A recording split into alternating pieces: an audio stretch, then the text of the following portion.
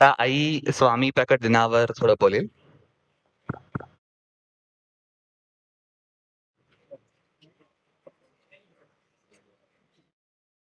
ओम श्री स्वामी समर्थ. सगळ्यांना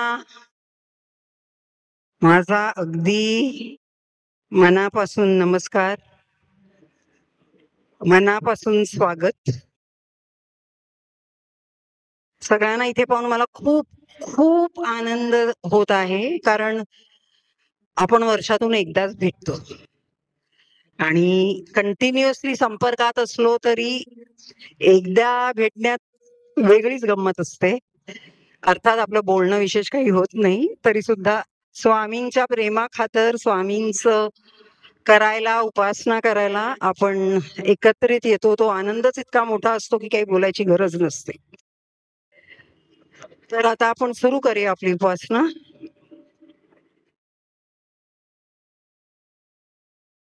सगळ्यांनी जरा डोळे मिटायचेत. आता आपण सुरुवातीला डोळे मिटलेलेच ठेवायचेत, कारण आपल्याला त्या उपासनेच्या मोड मध्ये जायचंय, स्वामीमय होऊन जायचंय. हा आता पुढचा जो 1.5 तास आहे तो मी आणि माझे स्वामी समर्थ, एक्सक्लुसिव्हली स्वामी समर्थांना आपण हा 1.5 तास डिवोट करायचा आहे. मी स्वामी समर्थ, इथे कोणीही उपस्थित नाहीये. उपस्थित आहेत फक्त स्वामी समर्थ वेगवेगळ्या रूपात. That is all. तर मी माझे स्वामी समर्थ, बाकी सब झूठ, बाकी सारे मिथ्या, ही भावना ठेवून आपल्याला तो उपासना करायची आहे. अगदी झोकून द्या तुम्ही स्वामींच्या उपासनेत स्वतःला. तर स्वामी म्हणजे परमानंद, स्वामी म्हणजे निखळ, अक्षय, निर्मळ असा आनंद. स्वामी म्हणजे सच्चिदानंद. स्वामी म्हणजे ते परब्रह्म तत्व जे सत्य आहे, शाश्वत आहे, स्थिर आहे, शांत आहे. He is that eternal changeless principle which is the cause of the universe, the only constant amidst all change.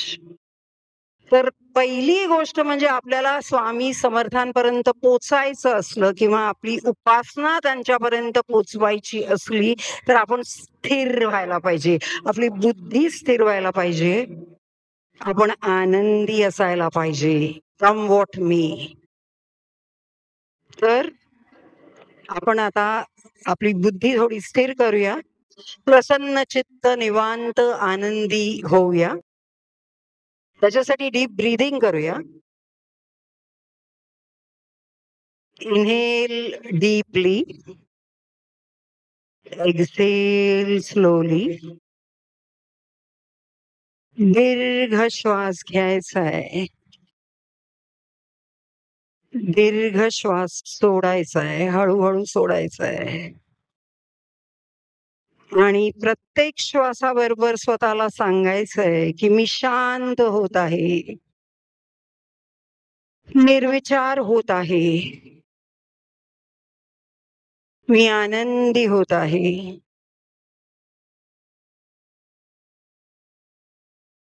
दीर्घ श्वास घ्या, हळूहळू तो सोडा. I am silence, I am bliss, I am peace. 1-2 मिनिटं फक्त श्वासावर फोकस करा.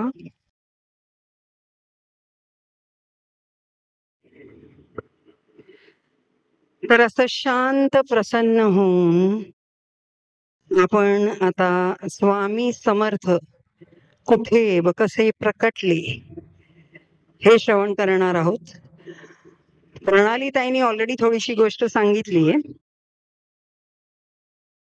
तर 1149 ला 1149 साली मध्य हिंदुस्थानातील म्हणजे सध्याच्या उत्तर प्रदेशातील छेलीखेडा या ग्रामी 8 वर्षाचा बालक स्वामींचा बाल भक्त विजय सिंग याचा प्रेमळ हट्ट पुरवण्यासाठी त्याच्याबरोबर गोटी खेळ खेळण्यासाठी श्री स्वामी समर्थ धरणी दुभंगून प्रकटले. कलीचा संहार करण्यासाठी धर्माच्या रक्षणासाठी भूभार हलका करण्यासाठी भक्तांच्या उद्धारासाठी श्री स्वामी समर्थ प्रकटले. स्वामी समर्थ प्रकट होण्याच्या आधी धरणीतून मंजूळ असा ओंकार नाद यायला लागला.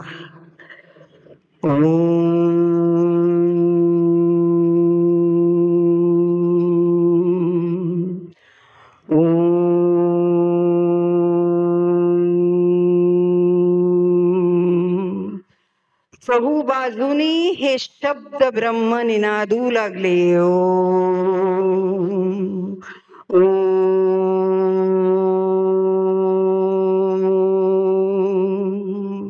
दश दिशातून हे शब्द ब्रह्म उमटू लागले.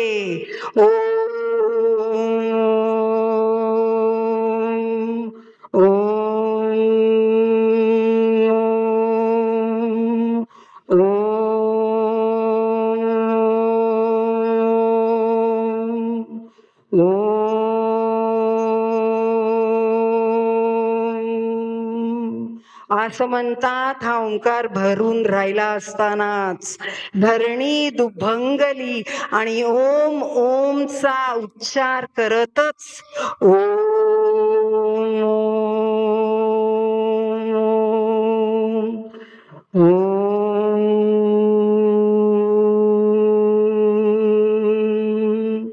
श्री स्वामी समर्थांची 8 वर्षाची बालमूर्ती प्रकटली.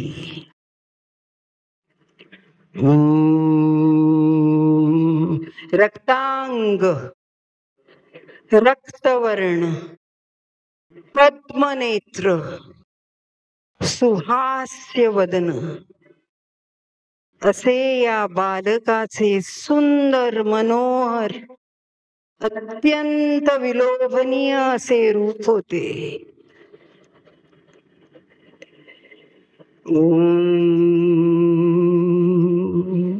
कोटी कोटी सूर्यासमान दैदिप्यमान असा हा जो सुकुमार बालक, त्याचा डावा हात कटीवर म्हणजे कमरेवर होता आणि त्याच्या उजव्या हातात एक गोटी होती. हीच ती ब्रह्मांडाची गोटी. तर आता आपण 11 वेळा ओंकाराचा उच्चार करणार आहोत आणि श्री स्वामी समर्थांना या ओंकाराच्या उच्चारातूनच विनवणी करणार आहोत की हे माझ्या हृदयाच्या हृदया, हे प्राणप्रिया स्वामी समर्था, हे ओंकार स्वरूपा, हे ब्रह्मांड नायका, तू आमच्यावर कृपा कर, तू आमच्यावर प्रसन्न हो आणि आमची उपासना श्रवण करण्यासाठी, आमच्या उपासनेचा स्वीकार करण्यासाठी तू इथे उपस्थित हो. आमची प्रार्थना तू गोड मानून घे आणि आम्हाला भरभरून आशीर्वाद दे, जेणेकरून हे पूर्ण वर्ष आम्ही सतत उपासनेत राहू. सदा सर्वदा तुझे मंगल नाम आमच्या मुखी राहील. तू करता, यू आर द डुअर. हे भान आमचं सतत जागृत राहील.